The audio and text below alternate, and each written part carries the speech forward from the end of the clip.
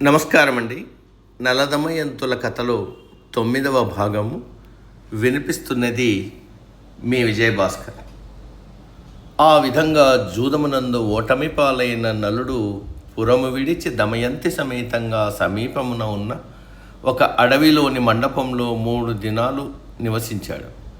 చింతాక్రాంతుడై దుఃఖించుచున్న నలుని చూసి, స్వామి ఊరడిల్లుము, కష్టసుఖాలు, దైవాధీనాలు, మన దాన ధర్మాలు, సత్యధర్మాలు, పాపపుణ్యాలు, మంచు చెడులు మాత్రమే మనతో వచ్చును, కానీ వేరొకటి కాదు. మీకు సామంతరాజైన పుష్కరుడు మీ వద్దకు రానేలా, మీరు వానితో జూదమాడనేలా, ఆ క్రీడలో సమస్త సంపదలు పోగొట్టుకోనేలా, ఇదంతయు దైవలీలయని తలంచరే. సమస్త ప్రాణుల తలరాతలను లిఖించినట్టి ఆ బ్రహ్మదేవుడు మునుపు పరమేశ్వరుని ఆగ్రహానికి లోనై తన శిరమును పోగొట్టుకొనలేదా? రాక్షస రాజు బలిచక్రవర్తి వామనుని పాదాల కింద పడి పాతాళానికి అణగదొక్కబడలేదా? సమస్త లోకాలకు వెలుగును ప్రసాదించినట్టి సూర్యచంద్రులు ఒక సమయాన గతులు తప్పి సంచరించలేదా?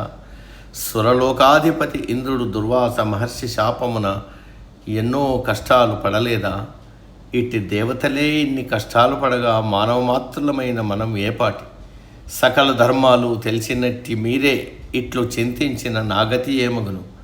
జరిగేది జరగక మానున, జరగవలసినది ఏదియు యోచింపుడు అని ఎన్నో విధాల ధైర్యం చెప్పగా, నలుడు కొంత ధైర్యం తెచ్చుకొని, దేవి, మనము పురము విడిచి 3 దినములాయను.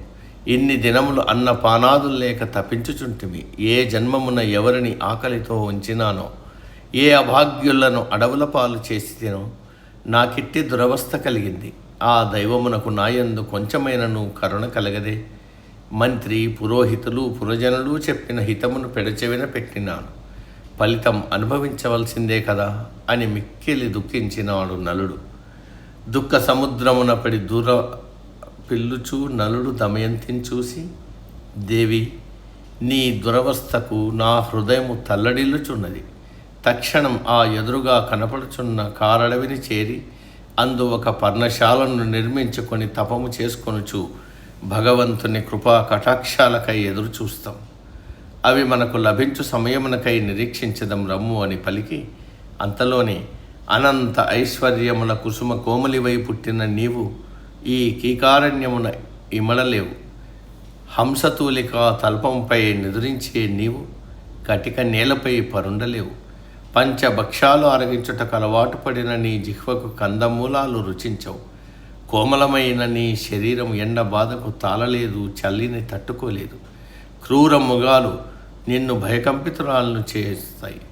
కావున దయచేసి నా మాటను మన్నించి వేరుగా తలచక నీవు నీ పుట్టింటిని చేరి బిడ్డలను చూసుకొనుచు నా దురదృష్టం పోవునట్లు ఆ దైవాన్ని ప్రార్థించు అని పలికిన నలునిగాంచి దమయంతి చెక్కెళ్ళ కన్నీళ్లు జాలువార, మీ పాద పద్మములను విడిచి ఒక్క క్షణమైనా విడిచి ఉండలేను. మీరున్న తావే నాకు స్వర్గం. మీ చెంత సుఖాలను అనుభవించిన నేను మీ కష్టాల పాలు పంచుకొందానను కానా? ఇదియే నా సతిధర్మము. కష్టమైన సుఖమైన నా జీవనం మీతోనే ముడిపడి ఉన్నది.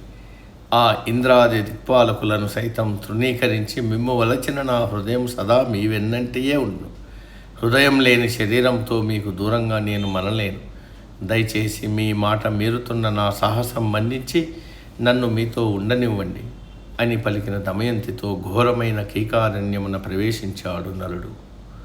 మిగిలిన వృత్తాంతం తదుపరి భాగంలో నేటికి సమాప్తం. సర్వే జన సుఖినో భవంతు. అందరూ బాగుండాలి, అందులో మనం ఉండాలి.